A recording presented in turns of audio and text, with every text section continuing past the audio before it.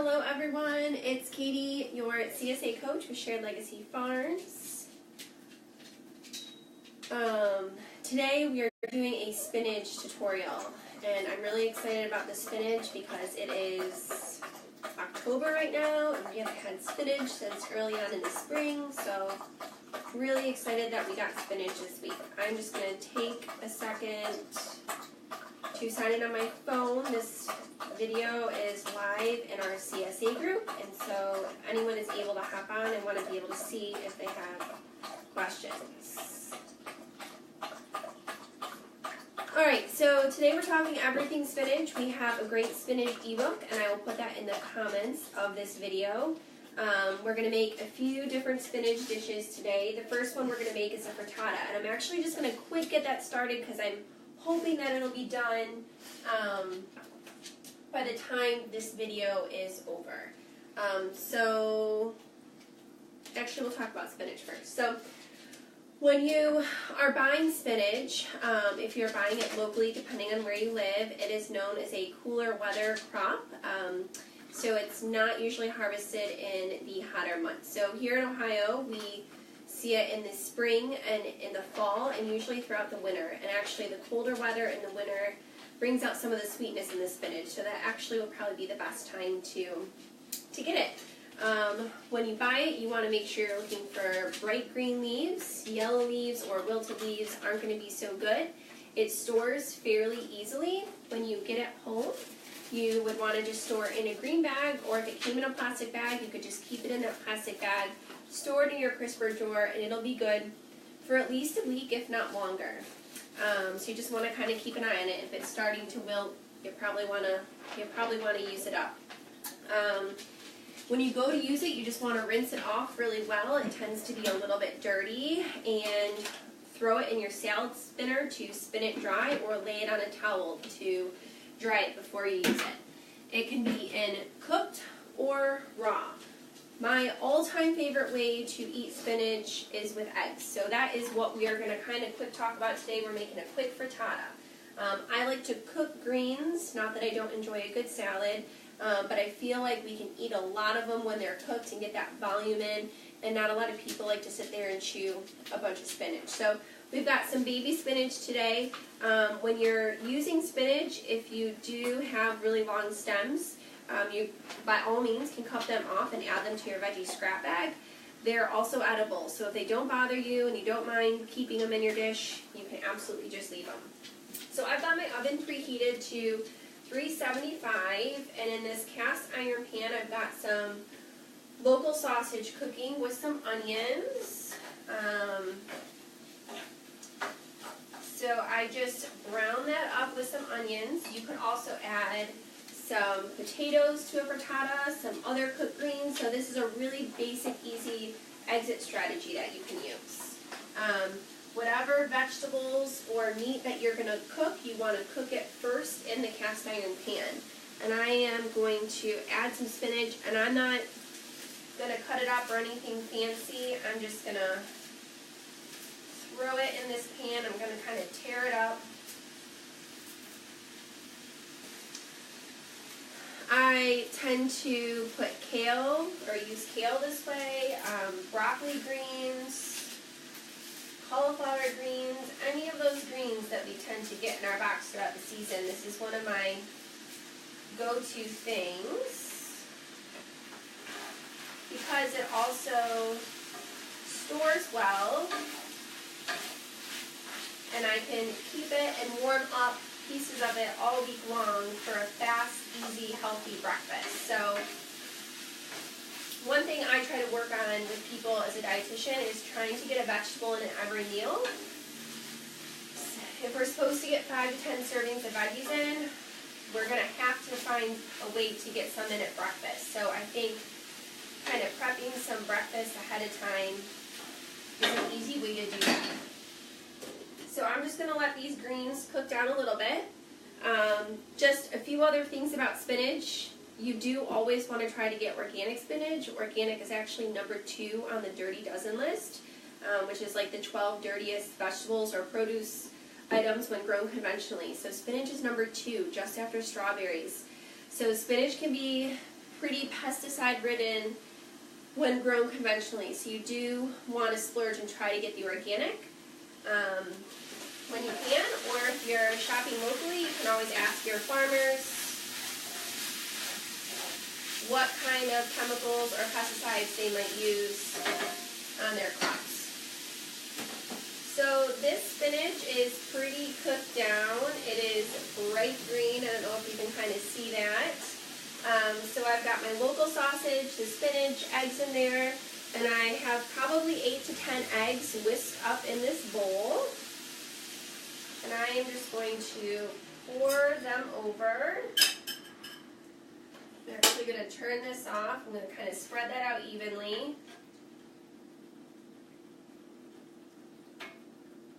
And I could have probably thrown a few more eggs in. Because this isn't quite full. And I'm just going to let this set on top of the stove for a couple minutes. If you don't feel like cooking an entire frittata, or maybe you're just cooking for 1 or 2, or trying to do some meal prep, you can also do this on a much smaller version. So you would just use like a muffin pan, you would line it or coat it with a little bit of oil, and you would cook your sausage or whatever meat, or just your vegetables like broccoli, spinach, and you would put a little bit in each muffin tin, and then you would pour in the whisk eggs until they were about halfway full.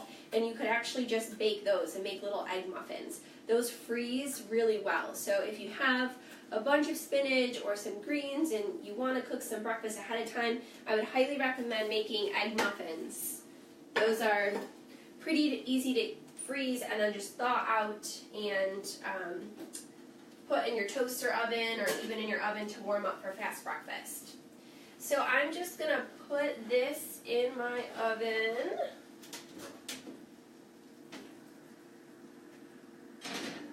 For probably 15 minutes or so, so we'll kind of see where we're at the end of the video,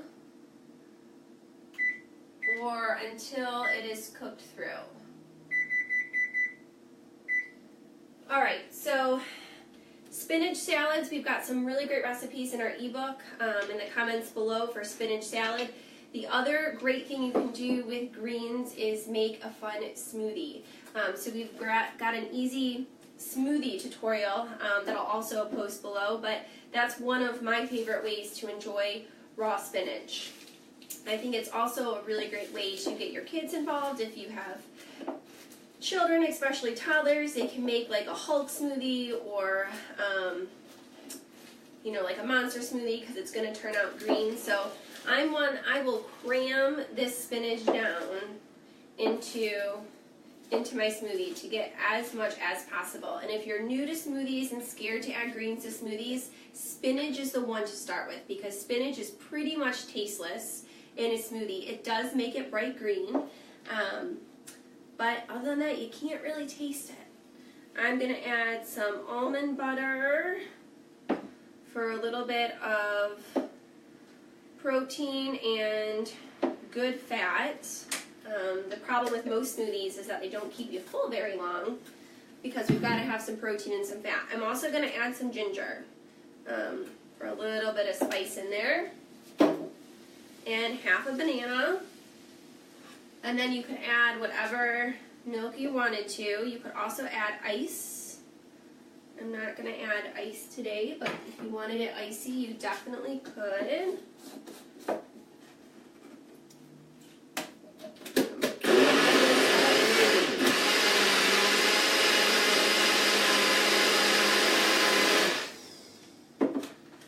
You can see I've got a really fun bright green smoothie.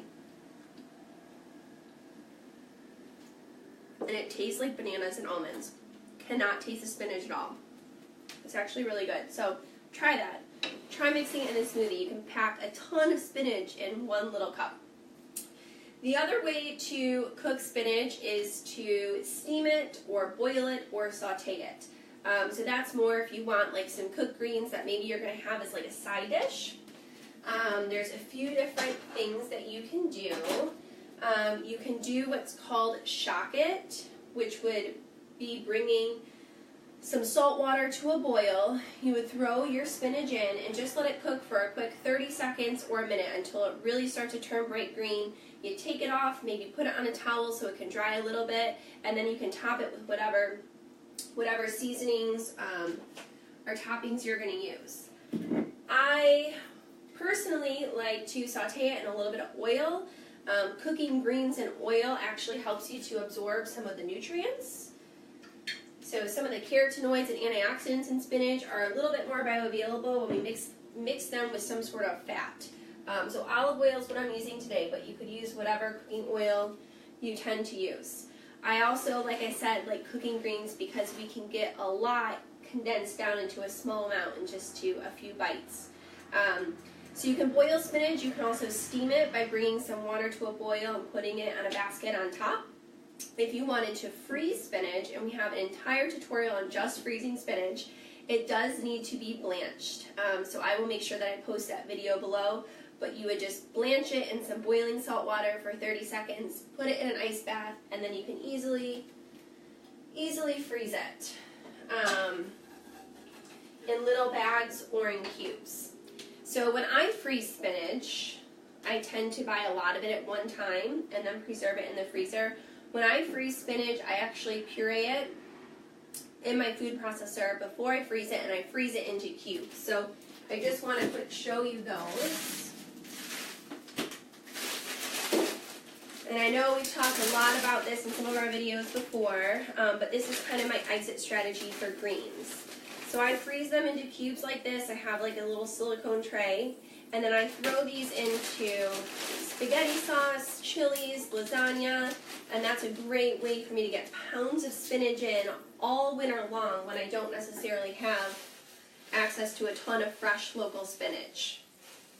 That also doesn't take up that much room in my freezer. So I'm going to throw in some huge handfuls here, and we're going to see how much this kind of cooks down. Again, I just leave all the stems on.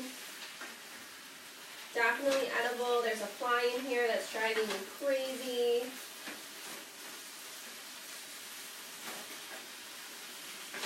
I just want to make sure it's all lightly coated with a little bit of that oil.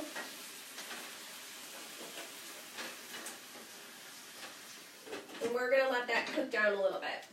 So when you cook spinach, whatever your cooking method is, whether it's sauteing it or shocking it really fast in some boiling water or even steaming it, you've got some great topping options. So you could always just drizzle a little bit of olive oil on top with some salt and pepper or a little bit of butter. A little bit of fresh lemon juice tastes really good on spinach. Some people will sprinkle some freshly grated Parmesan cheese. So you can definitely kind of play around with the toppings and just add it after you cook it if you want to just simply saute it first. You can also saute it with a little bit of onion or garlic. I hope everyone saw that my pan was like totally full of spinach. And then get a plate out.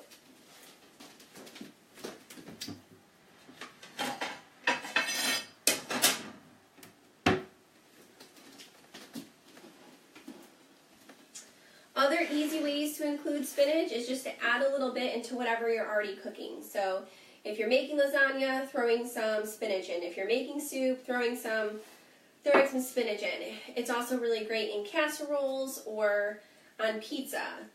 Another exit strategy that we talk a lot about at Shared Legacy Farms is making pesto. So if you feel like you're on spinach overload, you can also make a really great pesto with spinach. And so this is pretty much done to me. Remember, this entire pan was full of spinach. And you can see how much it cooks down. So now I personally would definitely eat this as a side dish with some good protein or maybe some other veggies. I probably would have not sat there and chewed that entire entire pan full of raw spinach. So this is a great way to get a ton of vegetables in just a small, easy portion. So if you're trying to get your 2 to 3 cups of greens in a day, cooking some greens, especially some spinach, is an easy way to do that. So I could sprinkle some fresh Parmesan, put some butter, salt, and pepper on this, but that's a really fast, easy side dish. Alright, so I am going to quick check on this frittata here. It's definitely not done, but I'm going to pull it out so you guys can just quick see it. Grab another hot pad.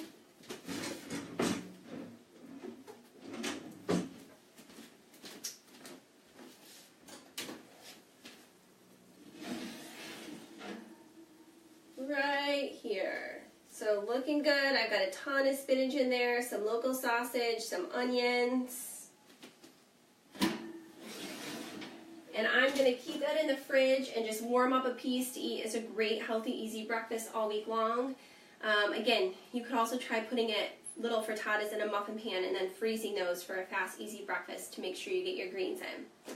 So that is it. I hope you enjoyed the video. Let's see if we have any questions. Cream of spinach. Farmer Corinna is watching right now. So cream of spinach is also a really delicious, easy dish to make. That recipe is also in our ebook, so make sure you check that out. What pairs well with spinach? My favorite 2 proteins with spinach are salmon. So if you had like broiled or baked salmon with it, or even some grilled chicken. So those are my 2 favorite proteins with spinach. So thanks everyone for joining in. This is Katie, your CSA coach with Shared Legacy Farms, and I hope you all get that spinach in this week. It's a great, easy, tasteless green to start with, especially in those smoothies for kids. So thanks and have a great day.